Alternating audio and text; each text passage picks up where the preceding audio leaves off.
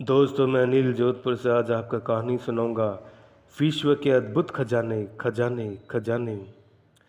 विश्व में इस प्रकार के अनेक खजाने पड़े छिपे हैं जिनका पता लगाना मुश्किल कार्य है।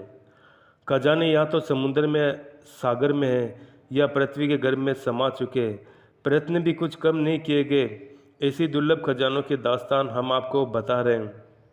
इटली, फ्रांस, अल्जीरिया के बीचों बीच बसा हुआ कोर्सिका नामक एक द्वीप है। इस द्वीप पर अब भी फ्रांस की सरकार का आधिपत्य है। इसी कोर्सिका नामक द्वीप के निकट बोस्तिया की खाड़ी के उतले समंदर में जर्मन सेनापति जनरल नमेल द्वारा अफ्रीका से लूटा हुआ खजाना छिपा पड़ा है। इस खजाने की कीमत लगभग 20 अरब डॉलर आंकी जाती है। समझा जाता है कि द्वितीय विश्व युद्ध में जब अफ्रीका पर जमुना ने धावा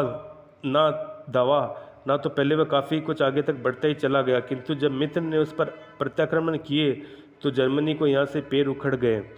यद्यपि जर्मनी ने उस युद्ध में लूटे हुए काफ़ी धन को जर्मनी पहुँचा दिया था।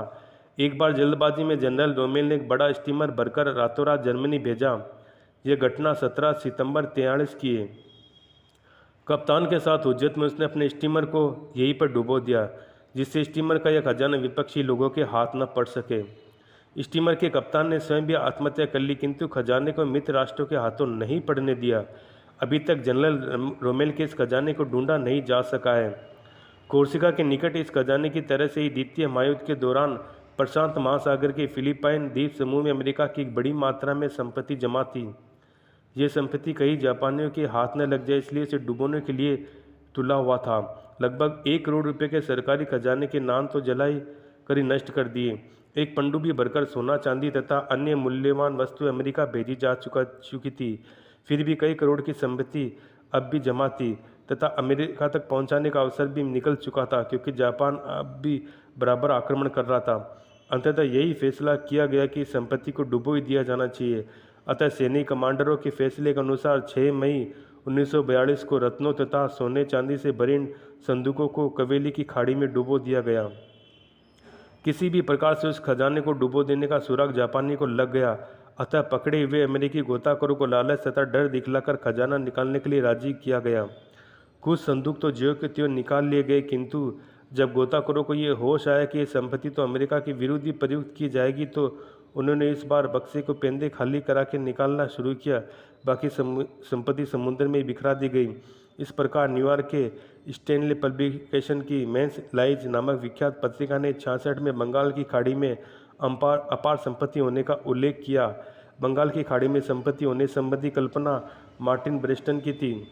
मार्टिन ने सुन रखा था कि बंगाल की खाड़ी में समुद्री डाकुओं वस्तम नामक व्यक्ति था, जिसने एक जहाजी बेड़ी के आधार पर काफ़ी डाके डालकर अपना एक बड़ा खजाना तैयार कर लिया। उसके अनुसार सन 1900 के आसपास की बात है। उस समय उत्तर में राजा भोज का शासन था। भोज के बेटे महेंद्र पाली अपना राज्य बढ़ाकर बंगाल की खाड़ी तक कर दिया और तत्कालीन उत्कल प्रदेश के राजकुमार की सहायता से उसे पकड़वा लिया गया। वस्तु को अनेक प्रकार की यातनाएं दी गई, किंतु मरते दम तक उसने अपने खजाने के विषय में कोई जानकारी नहीं दी। वस्तु ने जाने क्या ऐसा उत्तर दिया कि लोग संतुष्ट हो जाए, किंतु कई लोगों ने उन्हें कई जगह प्रयत्न किए तो एक स्थान पर सोने से भरा एक बक्सा मिला। जैसे ही जैसे उसे छुपाकर नाव से अन्यत्र पहुंचने में सफलता प्राप्त कर ली, किंतु बाद में लोग लौट आए। समझा जाता है कि मात्र 40 करोड़ डॉलर की संपत्ति प्राप्त करने में सफल हो सके, किंतु जब उसमें फूट पड़ गई तो 6 आपस में लड़कर अपनी जान गंवा बैठे। काफ़ी दिन पूर्व फ्रैंकविच के इंडियन वेल्स में एक धनी किंतु बूढ़े व्यक्ति की हत्या हुई। इसकी हत्या कारण यह था कि उस व्यक्ति के पास करोड़ों डॉलर की संपत्ति थी। संपत्ति का अनुमान लगाकर ही डाकुओं ने उसे मौत के घाट उतार दिया। मरने वाले व्यक्ति के भाग्य ने जोर मारा तो बूढ़े के खजाने का पता चल ही गया, जिसमें 6700 चांदी के सिक्के, 3000 सोने के सिक्के तथा अन्य हीरे जवाहरात भी उसके हाथ लगे। कहा जाता है कि बूढ़े की हत्या की गई थी वह पूर्व में समुद्री डाकुओं का सरगना था जो स्पेन निवासी था। समझा जाता है कि इस बूढ़े डाकू के दल के पास लगभग 80,000 स्वर्ण मुद्राएं एकत्रित हो गई थी, किंतु आपस में फूट के कारण कुछ तो लड़ झगड़ कर अपनी जान गंवा बैठे। कुछ संपत्ति को लेकर भाग गए। उनमें से ये बूढ़ा स्पेनी डाकू था, जिसे बाद में अन्य डाकुओं ने दौलत की खातिर मार डाला। इसी प्रकार सन 1870 की बात है। कैलिफोर्निया के इंडियन वेल्स नामक कस्बे में एक अत्यंत कंजूस किस्म का व्यक्ति था। उसके यहाँ पर भी लाखों करोड़ों की रुपए संपत्ति प्राप्त हुई, जो उसने संपत्ति का ब्यौरा लोगों को यानी डाकुओं को नहीं दिया तो उसे बुरी तरह से काट डाला गया, किंतु संपत्ति का उस व्यक्ति पर जितना अनुमान किया जाता था उतना पैसा लोगों के हाथ नहीं लग सका। यूँ तो थोड़ा बहुत धन लोगों को मिल गया। भारत में पुराने ज़माने में इधर घूमने वाले बंजारी भी जंगलों में अपना पैसा छुपा कर रखते थे। इस वक्त राजा लोग भी अपनी दौलत को ऐसे स्थान पर छिपा कर रखते थे। यह सिर्फ इसलिए किया जाता था जिससे कि उनकी भारी संपत्ति दुश्मनों के हाथ में किसी प्रकार से न लग सके। इस प्रकार जिन खजानों का जिक्र कर आए हैं उनकी खोज के चक्कर में अनेक लोगों ने अपनी जान की बाजी तक लगा दी, यहाँ तक कि अनेकों लोग मारे भी जा चुके हैं। समझा जाता है कि 1857 ईस्वी तक असफल स्वाधीन संग्राम, जिसे कुछ अंग्रेजों के बढ़ती विद्रोह का नाम भी देते हैं, तत्काल बाद मुगल हरम के खोए खजाने के एक भाग जो लगभग कुछ करोड़ रुपए के आभूषणों के रूप में था, कुछ तो कलकत्ता से प्राप्त किया गया बतलाया गया। खजाने की ये कहानियाँ या अत्यंत दिलचस्प तथा रोमानी लगती है, वही खतरे से कुछ कम खाली भी प्रतीत नहीं होती। खजाने के रहस्य को जानकर अत्यंत दुष्करी कठिन प्रतीत होता है। रहस्यमय कौवा। पौराणिक ग्रंथों में कथा आज एक बकरे की आती है।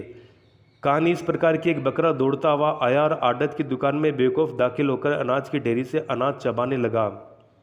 आड़त का मालिक एक युवक था, वह पास ही खड़ा हुआ था, एक अन्य दुकानदार से बातें कर रहा था। बकरे की दुकान में प्रविष्ट होते ही उस युवक ने उसकी पीठ पर डंडा दे मारा। बेचारा बकरा चिल्लाता हुआ भाग खड़ा हुआ।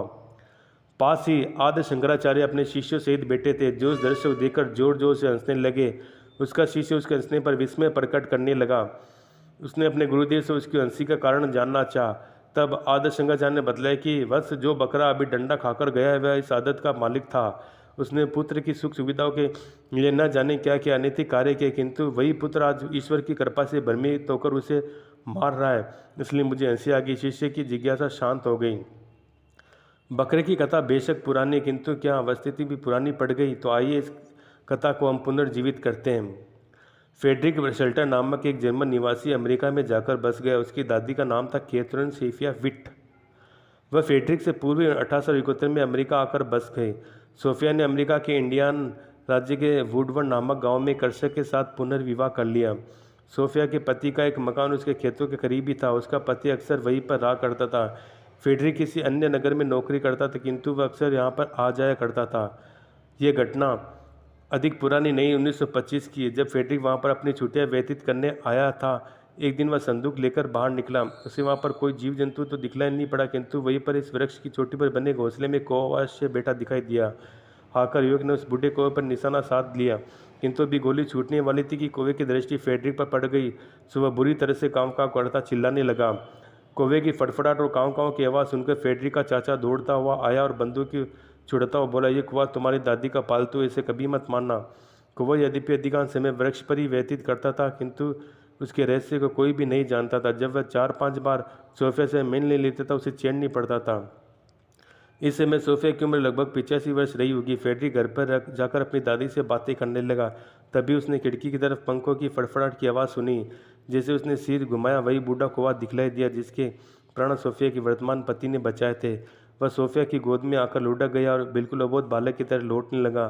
फ्रेडरिक आश्चर्य में था जब उसकी दादी ने बतलाया कि मैं नहीं जानती कि जन्म का आकर्षण है जो मेरे पास आए बिना नहीं रह पाता, और ना ही मुझे इसके बिना चैन पड़ता है। घटना आई गई होगी। घटना के लगभग 3 वर्ष बाद फ्रेडरिक अमेरिकी सेना में भर्ती हो गया। जब इंजीनियर बैरक में था, जो कि उसकी दादी के निवास स्थान से काफ़ी दूर जगह थी, एक दिन उसी कौवे को अपनी बैरक के पास उड़ते देखा। उसी कौवे को इतनी दूर उड़ते देखकर फ्रेडरिक आश्चर्य में पड़ गया। कौवा उसके पास आकर गोदी में लौटने लगा। तभी उसे अपने दादी के मरने का तार भी मिल गया था। इस प्रकार फ्रेडरिक की दादी का प्रति कौवे की आत्महत्या ने उसने संदेशवाहक का कार्य भी किया। फ्रेडरिक उस कौवे को और अधिक प्यार करने लगा। जब वह घर पहुंचा तो तार और कौवे के आगमन की बातों में कतई अंतर न था। तो दोस्तों, आज के लिए इतना ही। तब तक के लिए धन्यवाद। फिर मिलते हैं दोस्तों।